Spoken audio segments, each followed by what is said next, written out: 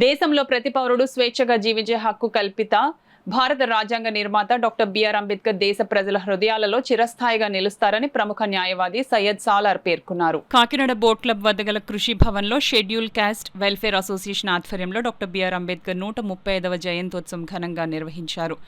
కార్యక్రమానికి association president Korla Subbarao అధ్యక్షత వహించగా పిఎస్ఎన్ మూర్తి, ప్రముఖ న్యాయవాది సయ్యద్ సలార్, మీరా యేసుదాసులు ముఖ్య వక్తలుగా పాల్గొన్నారు. తొలుత అతిథులు అంబేద్కర్ విగ్రహానికి పుష్పాంజలిని ఘటించి నివాళులర్పించారు.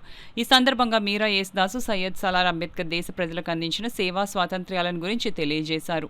ఈ కార్యక్రమంలో association secretary Vakapalli Simhachalam, treasurer Mudiki Subbarao, joint secretary Ramesh, సభ్యులు Macha Ravikumar, M Gautam Raju, Macha Bujjibabu, Kukkala Suryanarayana, GVV Satyanarayana, Suryanarayana master, Satyanarayana master, Bojja Ashok, Bosi Nagendra, Dadala Subbarao, పలువురు దళిత సంఘాల నాయకులు పాల్గొన్నారు. భారత రాజ్యాంగంలో 390 ఆర్టికల్స్ ఉన్నాయి, 8 షెడ్యూల్లు ఉన్నాయి. తర్వాత అమెండ్మెంట్ చేసిన 450 ఆర్టికల్స్ ఉన్నాయి, 12 షెడ్యూల్లు ఉన్నాయి. ఈ ఆర్టికల్ ఏ రకంగా చెప్పింది, ఆర్టికల్ సారాంశం ఏంటి, పొందుపరిచిన ప్రాథమిక హక్కులను మనం ఏ రీతిగా కాపాడుకోవాలన్న విషయాన్ని తెలియజేయడం మంచిది. అంబేద్కర్ జన్మదినోత్సవ సందర్భంగా వివిధ మతాలలో సారాంశం దృఢీకరించి చెప్పడం వేరు, రాజ్యాంగంలో పొందుపరిచిన ప్రాథమిక హక్కులను గురించి తెలియజేయడం వేరు. What is Indian constitution? Article 14 ఏం చెప్పింది, ఆర్టికల్ 15 ఏం చెప్పింది, 16, 17, 19, 20, 25 ఏం చెప్పింది, 341 ఏం చెప్పింది. ఈ విషయాలు మనం తెలియజేస్తే తెలియని వారు అవగాహన చేసుకుంటారు. జస్టిస్, లిబర్టీ, ఈక్వాలిటీ అనేది బాబాసాహెబ్ అంబేద్కర్ యొక్క ఉద్దేశం. అదే రాజ్యాంగంలో పొందుపరిచినది. జస్టిస్, లిబర్టీ, ఈక్వాలిటీ ఇది అవసరం మనకి, మన దేశానికి.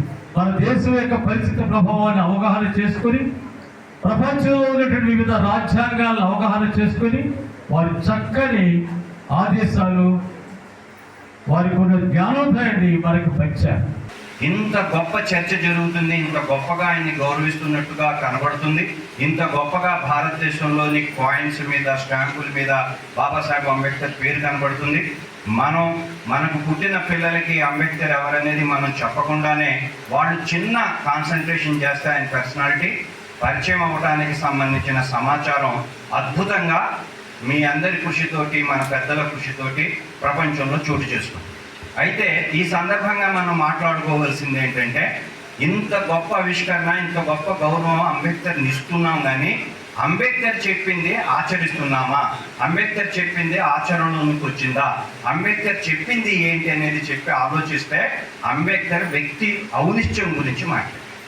అంటే ఒక్కసారి మన చరిత్రలో కానీ మన గ్రామంలో కానీ తొంగి చూస్తే ఒక భూస్వామ్య వ్యవస్థ, ఒక దుర్మార్గమైన మూఢ విశ్వాసాలు, ఒక దుర్మార్గమైన మత విశ్వాసాలు, ఒక దుర్మార్గమైన దోపిడీతోటి భారతదేశంలోని గ్రామాల్లో ప్రజలు కులం రూపంలో విభజించబడి అత్యంత దారుణంగా సాంఘిక హక్కులు కోల్పోయి, ఆర్థిక హక్కులు కోల్పోయి, ఎటువంటి రాజకీయ ప్రాతినిధ్యం లేకుండా వందల సంవత్సరాలు, వందల కోట్ల మంది ప్రజలు ఈ దుర్మార్గపు స్వార్థానికి బలైపోయారు.